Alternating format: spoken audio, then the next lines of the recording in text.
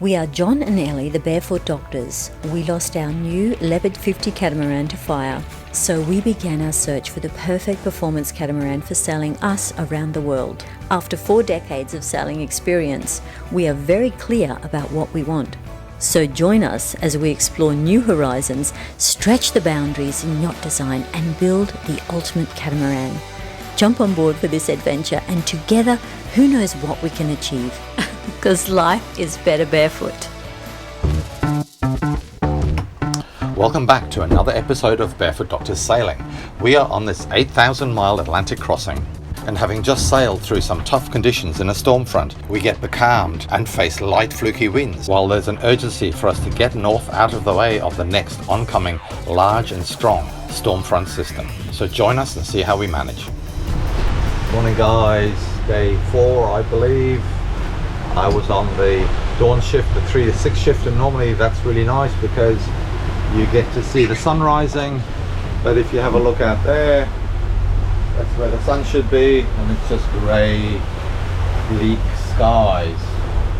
So sad that we don't get a nice sunrise today. We had a lovely sunset last night with completely clear skies, and we're thinking, oh great, lots of cloudless weather, and tomorrow we'll be able to get the batteries charged with the solar. Skies completely covered in grey nothingness, so the solar panels are not going to do any work today, I don't believe, unless there's clears. So that's part of the price you pay.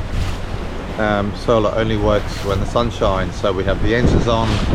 We didn't quite make it to dawn before we needed to charge the batteries, so the engine's been on for the last half an hour, and by the looks of this we'll need to have it on for a couple of hours. I was hoping that we'd only run for a short while, then the sun would be up and we'd be able to get the natural energy from the sun, but no, we have to burn the fossil fuels. So I'm going to be finished at 6 a.m. Then I can go back to bed or have breakfast, or depending on how I'm feeling. But the wind is still very soft, it's only 9 knots, and we're doing about 4 or 5 knots, only with the Genoa up. So the Genoa up, the main is not. And we're sailing conservatively because we are expecting a bit of a blow today, and then once that passes we will put up the Oxley. So that's why we haven't put up the main for a few hours, mainly so that there's less things to worry about. The wind's deep behind us, we're going 160 degrees to the wind, so the main wouldn't really help very much, and we didn't have a risk of jiving. So to make the night easy, we've just been sailing under Genoa alone, and we've been averaging 5 knots, which is quite okay.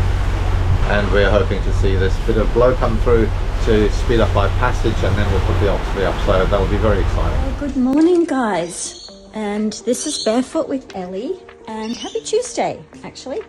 So today I just wanted to share something with you, and as most of you know, my husband and the crew are sailing across the Atlantic Ocean, and I've kind of been waking up the last couple of days just really pining to be sailing, and know that it's going to be at least another month before John and I get back to Expedition Barefoot in Greece. So rather than be negative about it, I decided to change my mindset and whip myself up a breakfast that I would normally have on board Expedition Barefoot, which is chia seeds with coconut milk, seasoned fruit, so wherever I am in the world, whatever fruit I can get, that's what I have. Warm water with honey, not hot water because that changes the molecule structure of the honey, so it's better if it's just warm water. And and this is going to help me regress, so I'll feel like I'm there in spirit with them. They're having all sorts of wonderful things like catching marlins and having this great adventure. So instead of being negative and wishing I was there with them, I thought I'd whip myself up a breakfast and feel like I'm really there in spirit. So I guess really it boils down to this: it's a choice in life, and really your mindset is a choice. So I could either be negative and be stampy about not being there, or do something about it that's more positive. So that's what I've decided to do, and because it's Tuesday, I'm choosing to have a positive mindset. I hope you guys do too. Anyway, that's it. I'm Barefoot with Ellie, and I'll check in with you another time. Bye.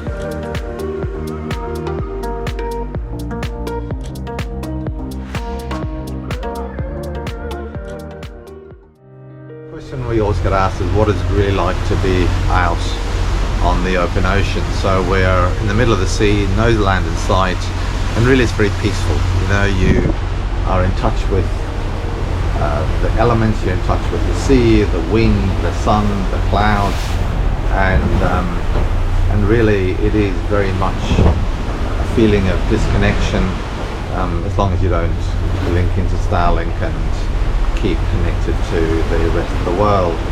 So you really should take this time to really appreciate nature. And probably the most dramatic thing for me is that being at sea and being out on the ocean does make you feel very humble. You know, you realize we are only a very small speck in a very big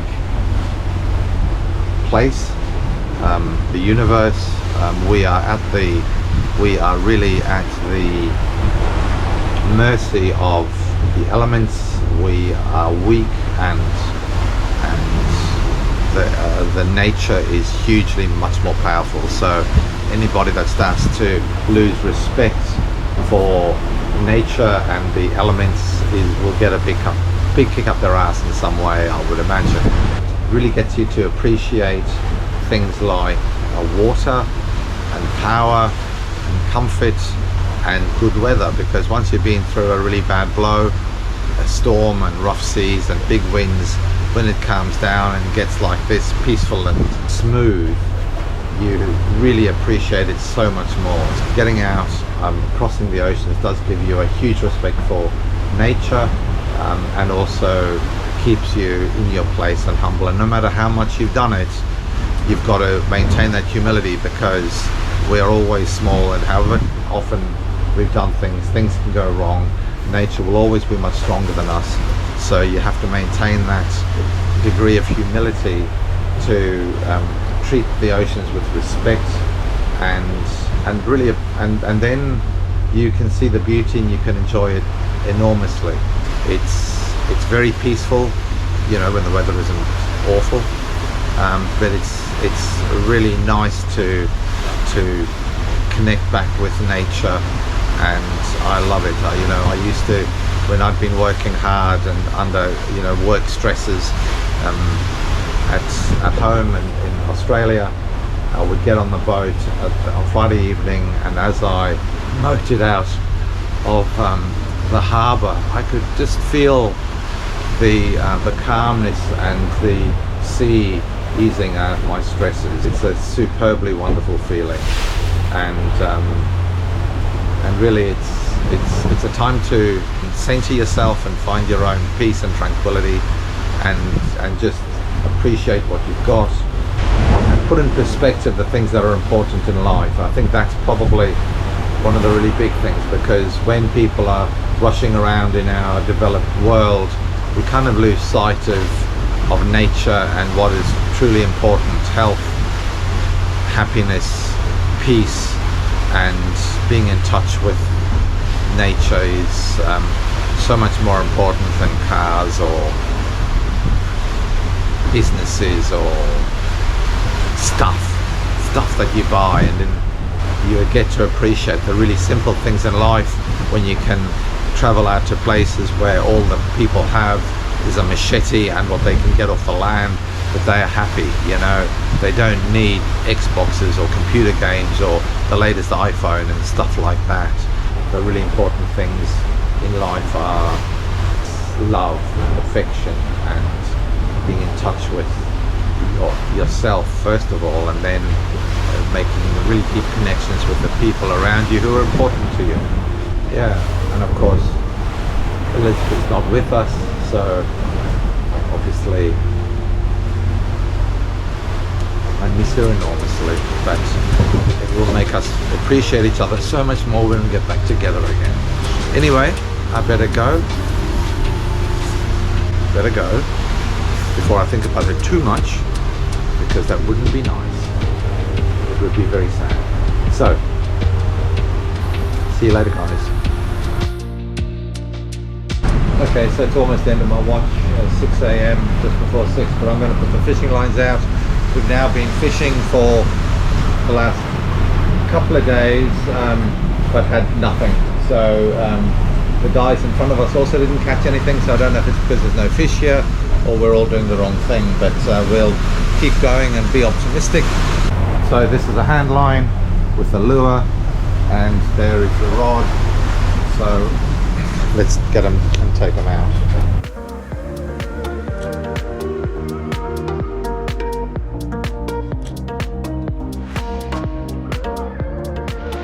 Okay, so it's about 6:30 in the morning and we are about to set up the Oxley. The wind was like blowing 20 to 25 knots through the night, but this morning as forecast, which is good, they got it right.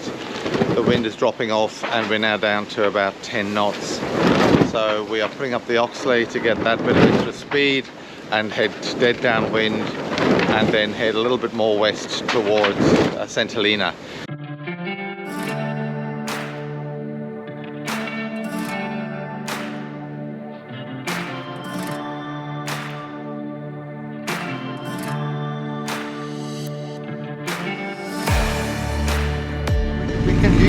Different ways. We use a big piece of lawn and lay it out like this, or like this way. Or you can sit in the box. So, yeah, so we so we just turn it inside out, and then we can attach the head of the sail to the head of the sock, and then we pull the sail and the sock up with the halyard, and as we pull it up, we just pull the sock over the sail. At the moment you're just grabbing the end and then inside out again.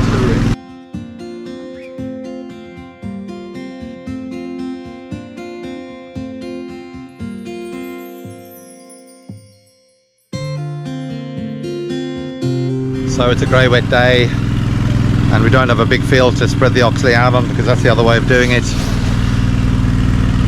That's the way I did it, but even with that I got chicken halfway and ended up doing it half this way and half that way. Hoisted up the mast and the socks fell over the outside of the sail. When I was doing it on the field it kind of jammed. I thought it was jamming and I wasn't quite sure if I had it all right because it was bunching up, but I think that was just the middle section that's thicker and fatter. So once it was pulled up, everything straightened out and everything was good. This looks an easier way of doing it actually, because you don't need that huge space. So unfold the sail. Oh, there we go. Ah, so you got the red and the green, so that allows you to know that it's the head.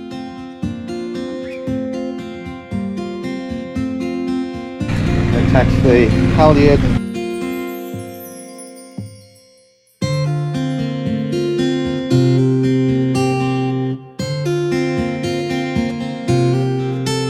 What's this, just like a big condom, is it? The paper was wrapping around the logo.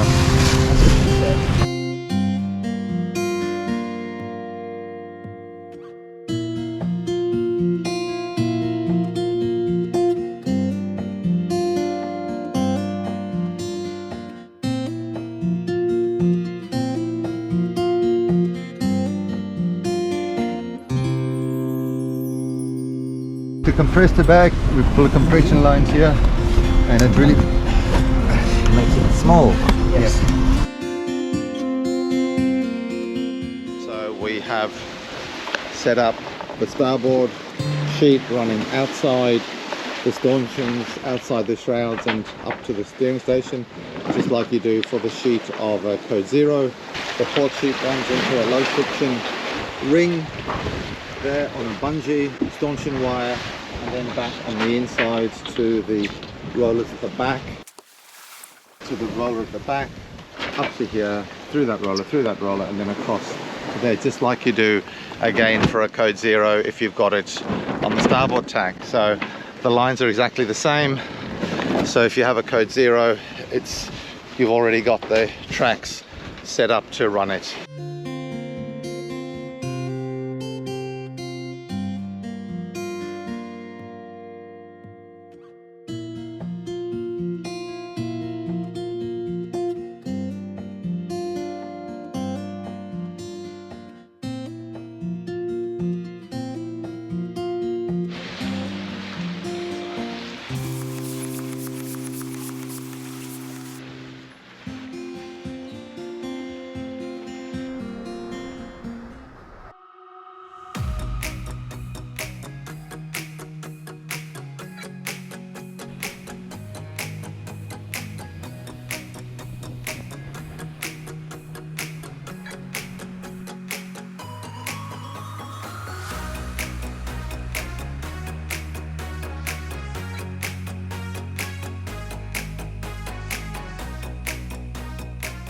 We're going like 7.8 in 8.5 actual wind speed. True wind? Apparent. Apparent wind, okay. Yeah, but still. That's good, yeah. 7.8 in 8.5 apparent wind speed.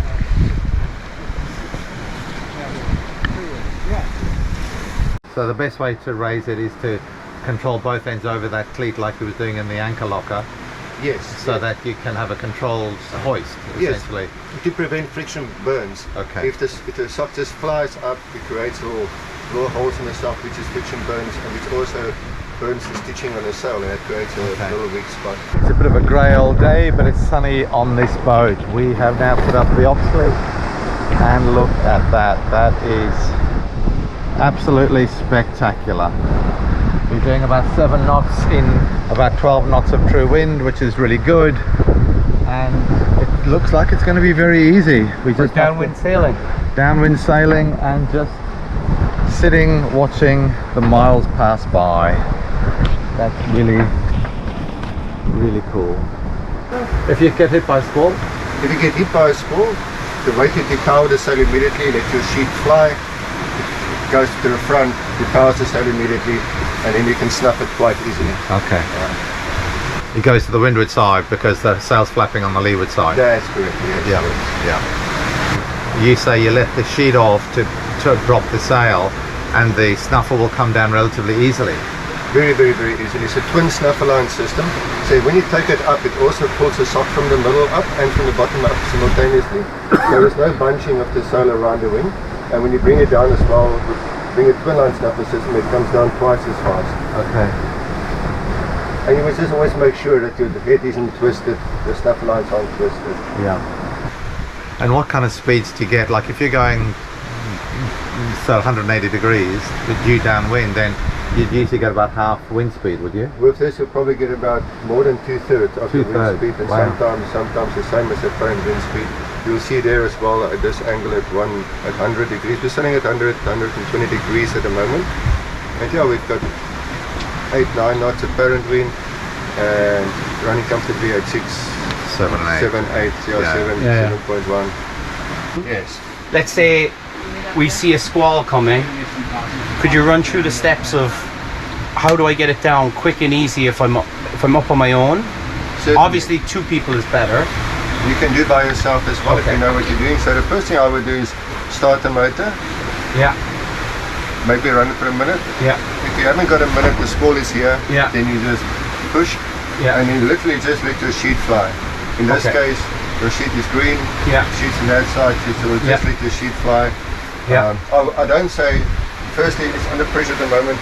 I would first unlock that spin lock there. Yeah. Unlock, and then not just let it fly, but let it out as fast, controlled as fast as possible. When I say fly, I don't mean just let it run. Yeah, let it run. Yeah, because then it can. You feed it fast with at least 1 or 2 turns around the wind, so it doesn't run away if you're in your hand.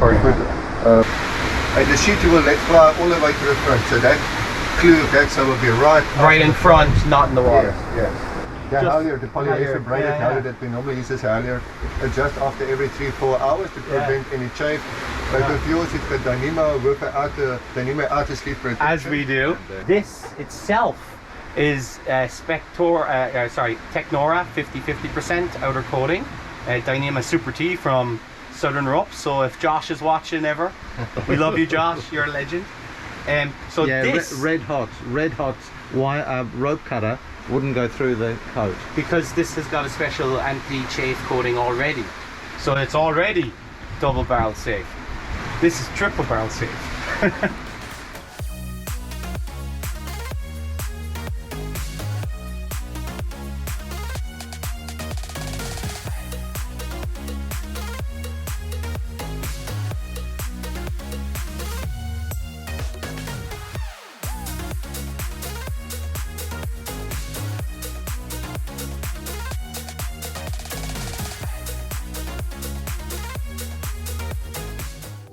Obviously, if you like what we do and the effort we're putting into these videos, subscribe. And obviously, if you want more detailed information, live updates of our position, and a daily log, then log on to Patreon and support us through that. All the money obviously going to charity. It's to support suicide prevention worldwide. So look forward to seeing you on the trip. Catch you later. Okay, Thanks so for my turn to do the cooking today, and we had to use up some stuff. So chicken had to go, so we made chicken mushroom sauce, chicken and white mushroom sauce, really, isn't it? With steamed veggies, basmati rice, and they're eating it. Chicken a la king. Chicken a la king. Chicken a la king. Shay John in action. So this is what it looks like at Gordon mealtime. Ramsay approve. And not a lot of mess behind except for the 3 pots. So you're doing domestic chores. Thank you, Chef. You think it's cleaned a little bit? So you do it collects a lot of crud underneath that. And I think that within 24 hours it collects crud. Yeah, it does. Oh, so what are we doing here? Looks a little kinky, doesn't it? God, it's definitely up there on the weird scale of stuff that you do on a boat. Is Vaseline your eggs, stop the air apparently getting through the eggshell that breathes, and keep your legs fresher for longer. Yeah, this is interesting because in the U.S. most eggs are refrigerated, and that's how they're bought and they expire. But the rest of the world, most eggs aren't refrigerated for a longer shelf life, and so by Vaselining, it actually take a long shelf life and make it even longer, which is kind of interesting. That I never would have known. 2 eggs lost. Too firm a grip.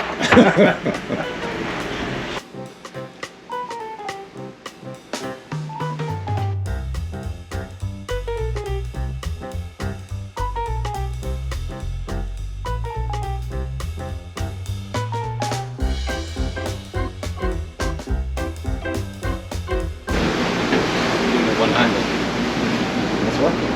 There you go. Then I have one clean.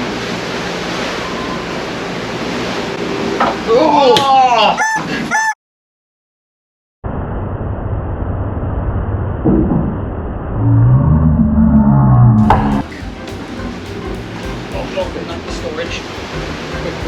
Can someone give me the tissue? Yeah. Coming out, I'm keeping it.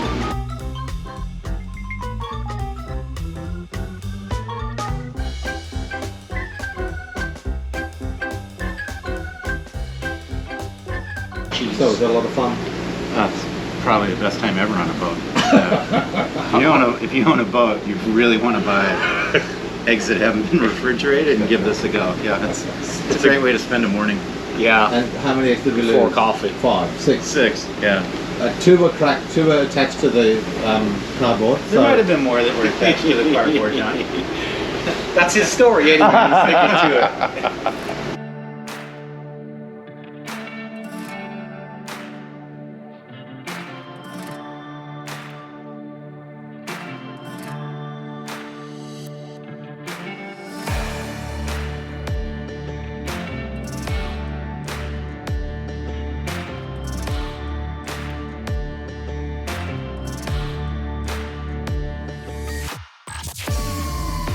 Thanks for watching, guys, and if you like what we do, show us the love and hit the like button, then hit the subscribe button and hit the notification bell as well, so you don't miss out on your regular fix. Then kick off your shoes and you can come barefoot with us.